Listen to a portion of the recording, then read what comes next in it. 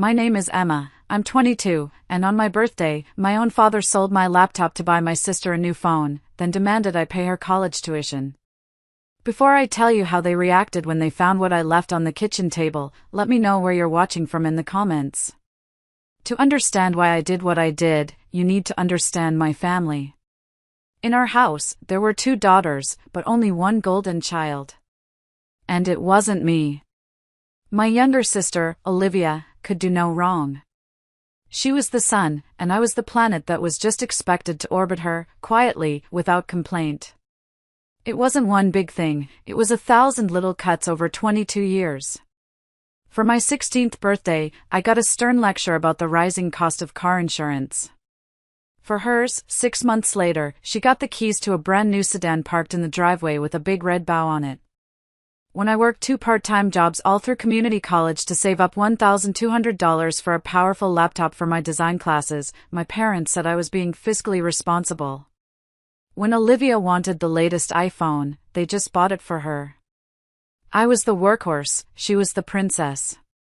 My Aunt Rachel, my mom's younger sister, saw it all.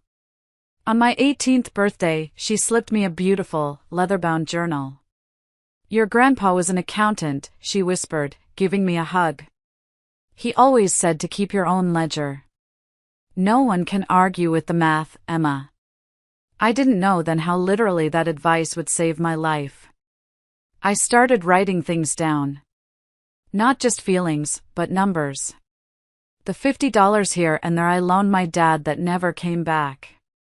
The $200 I'd chip in for groceries that became a monthly expectation. It all went into the book. The day it all exploded was my 22nd birthday. I was in my final, brutal semester of college. My thesis was due in a month, and my entire life was on that laptop. I was at the library when my phone buzzed. It was a text from my dad. "Sold your laptop. Olivia needs a new phone. Be grateful we still feed you."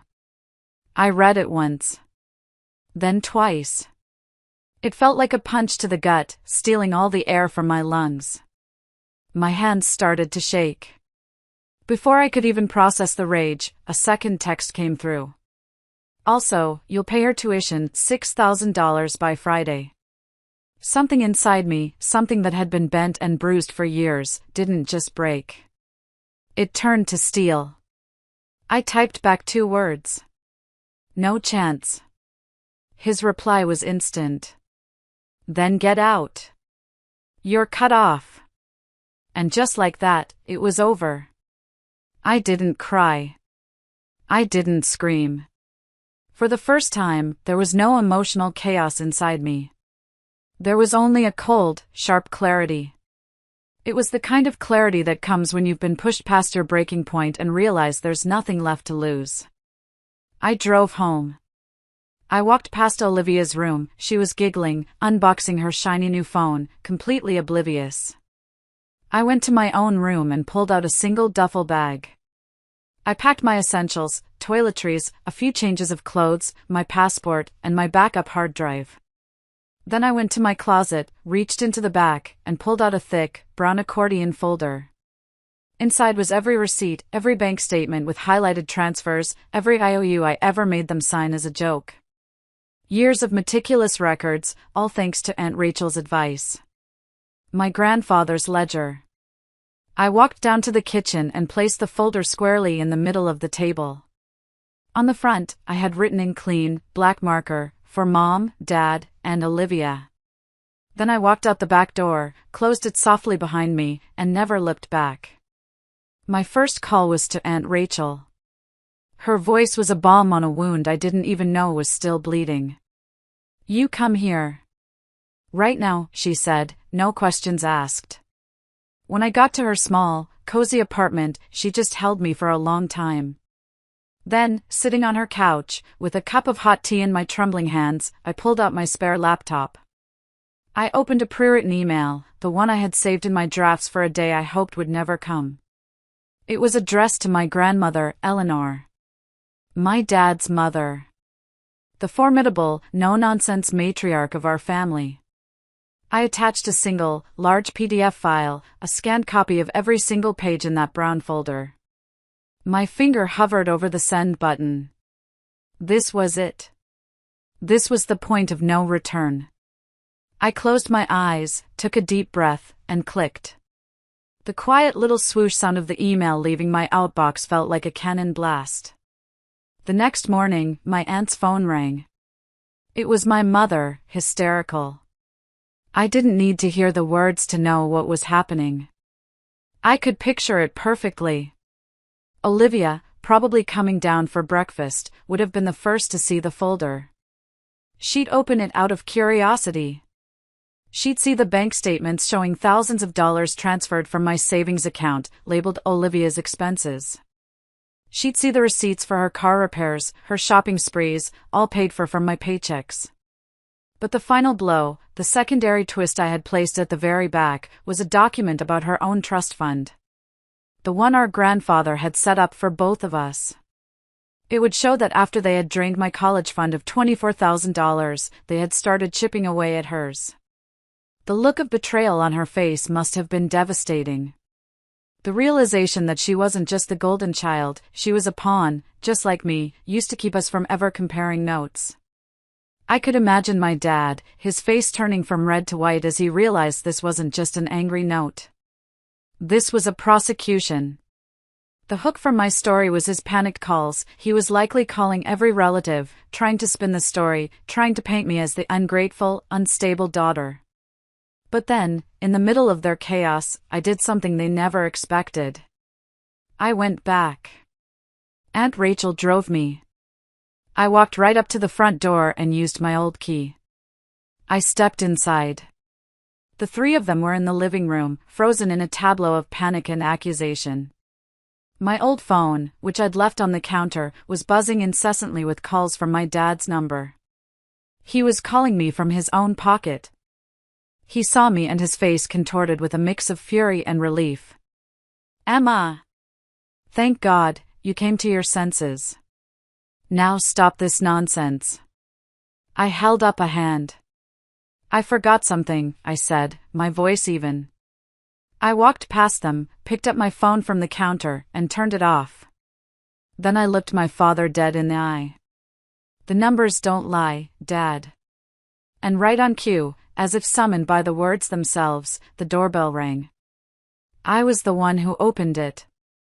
Standing on the porch was my grandmother Eleanor, her face set like granite, and beside her, a man in a crisp suit holding a briefcase. The family lawyer. She gave me a single, respectful nod before her icy gaze fell upon her son. "Frank," she said, her voice cutting through the tension. "Emma was kind enough to provide me with a full accounting of your management of the family trusts. As the primary trustee, I am informing you that you are being removed, effective immediately. Mr. Davies here will handle the transition. We will be conducting a full audit, and any and all misappropriated funds will be returned to Emma and Olivia's accounts. Do you understand?" My dad just stared, his mouth opening and closing like a fish. My mom let out a sob. The power in the room had shifted so completely, it was almost silent. I hadn't needed to be rescued. I had simply brought in the law to witness the truth I had already laid bare. A day later, I met Olivia at a neutral coffee shop. She looked small and broken. "I'm so sorry, Emma," she whispered, twisting a napkin in her hands. I never knew. I looked at my sister, really looked at her, and for the first time, I didn't feel a sting of resentment. I just felt a quiet sadness for both of us. "It's not your fault," I said, and I meant it. "You were their trophy, and I was their bank. We were just different kinds of tools to them. But from now on," I said, meeting her gaze, "we tell each other the truth." It was the first shaky brick in a new foundation. 1 year later, on my 23rd birthday, my life looked nothing like I could have imagined. I had a good job at a marketing firm, not my dream job, but it was mine, and I earned it. My relationship with Olivia was a work in progress. We were in therapy together, learning how to be sisters without our parents poisoned between us. It was hard, but it was real. My birthday party was a small affair in my own apartment.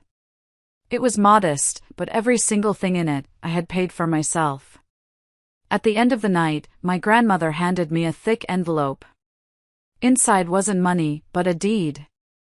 A deed to a small cabin in the mountains that my grandfather had bought years ago, the one he'd always said he was saving for me. "This isn't a gift, Emma," she said, her voice softer than I'd ever heard it. "It's a tool. Go build whatever you want with it." Tonight, standing here, telling you this, I look back on that horrible birthday text. My father took my laptop, my savings, my sense of security. But he gave me something so much more valuable in return, my freedom. He thought he was cutting me off, but all he did was cut the last chain that held me to a life that was slowly killing me. My story isn't about what I lost. It's about what I was finally free to build. Thank you so much for listening to my story. It's been a long road, and sharing it helps. I have a question for you all. Have you ever had to set a hard boundary with your family to protect your own peace? Let me know your experience in the comments below. And if this story resonated with you, please give it a like and subscribe for more. It truly means the world.